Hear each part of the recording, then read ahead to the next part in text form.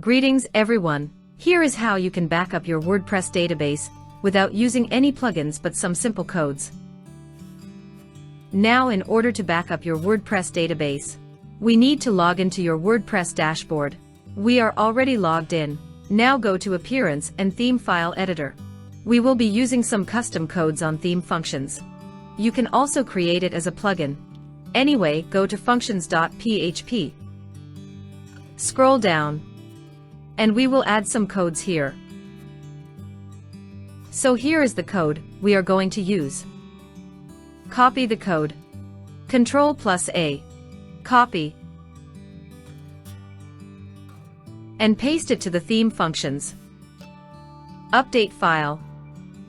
Now after this is updated, if you refresh this, you will notice this database backup. Click on it.